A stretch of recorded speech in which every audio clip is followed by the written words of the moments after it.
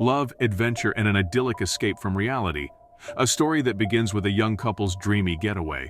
But what if I told you that this charming romance took an unexpected turn? A turn so gut-wrenching that it kept the world waiting for 31 long years. Join us on this journey of piecing together the fragments of an unsolved puzzle with twists and turns that defy all reason. It's November 18, 1987, when Tanya Van Cuylenborg, 18, and her high school sweetheart Jay Cook, 20, leave British Columbia for Seattle to run an errand. They decide to spend the night in Cook's parents' van. Little did they know that there was no return home. The trip was supposed to last a day, and when the couple didn't return the following evening, their parents knew that something sinister was up. While Tanya's elder brother John was away at college, he received a frantic call from his concerned father. What could have possibly gone wrong? The families decided to file missing person reports and clung on to hope. Finally, on November 24, 1987, a devastating discovery awaited the investigators. Tanya's lifeless body had been discovered in a desolate ditch within the rural expanse of Skagit County, Washington, a staggering 80-mile stretch from the city of Seattle. Tanya had been murdered in cold blood, the crime scene devoid of any emotion or remorse. The brutality of her fate revealed itself in a fatal gunshot wound to the head, and her attire told a harrowing tale. Her lower body had been stripped off of her clothes, and zip ties lay in proximity to her, underscoring the agony she endured. However, the discovery of her body was just the tip of the iceberg. Cook was still missing, and the investigators thought of all possibilities. It was clear that she had been raped. Just a day after, the keys to the van, Tanya's ID, ammunition matching the bullet that killed Tanya, and more zip ties, and a disposable glove turned up from underneath the porch of a local tavern in Bellingham, close to the bus station. The van was discovered the same day, and it had a crucial clue: Tanya's black pants and more of those zip ties. A day later, investigators sadly encountered what they had been dreading all along. Jay's badly battered and bruised body had been found nearly 70 miles away from where Tanya had been found. Jay had been strangled to death, and something much worse, a pack of cigarettes had been stuffed down his throat. What cruelty did the young couple suffer amidst their trip? Zip ties were again found even near Jay's body. After months of investigation and search, no leads were found. It's like the perpetrator had vanished into thin air, and just like that, 7 years had passed.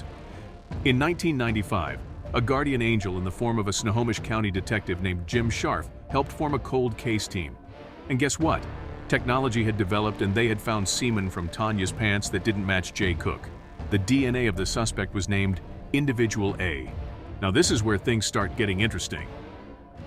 In 2015, nearly 10 years later, a random woman named Chelsea Rustad uploaded her DNA to a platform called GED Match that is designed for the communal creation of family trees.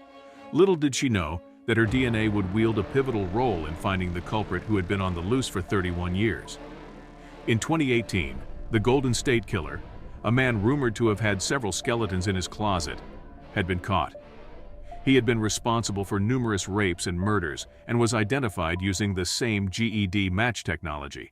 That's when Detective Scharf had a brilliant idea. Why not use the same technology to find the killers of Tanya and Jay? Soon Individual A's DNA was uploaded by Paraben Nanolabs to the GED match, and a genealogist named C.C. Moore joined the team. After 31 years of waiting, a bright ray of hope shone through the results of the GED match. Two people who shared enough DNA with Individual A, the killer, had been found. His name? William Earl Talbott II, but the police couldn't barge into his house and arrest him without solid evidence. That's when they did the unthinkable. Detective Scharf tailed Talbott, who was a trucker, for a few days, until they got hold onto a used paper cup which was rushed to the Washington State Patrol lab the very same day.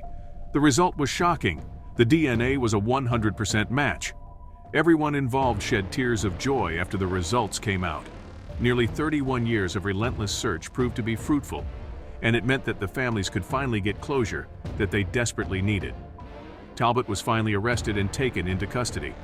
In June 2019, William Talbott II pleaded not guilty to 2 counts of aggravated murder as his trial commenced in Snohomish County Superior Court. Defense attorney Rachel Ford argued that DNA evidence could be explained by consensual sex, and co-counsel John Scott maintained insufficient proof for guilt. Prosecution countered with Talbott's DNA on victims' bodies, his proximity to Jay Cook's body and the presence of zip ties in all the crimes. What proof could be clearer than this? On June 28, 2019, after a 2-week trial, the jury found Talbott guilty, and a month after, he was sentenced to 2 life terms. With each passing day, life seemed like a waiting game for Tanya and Jay's family. After 31 years of agony, they had finally found peace.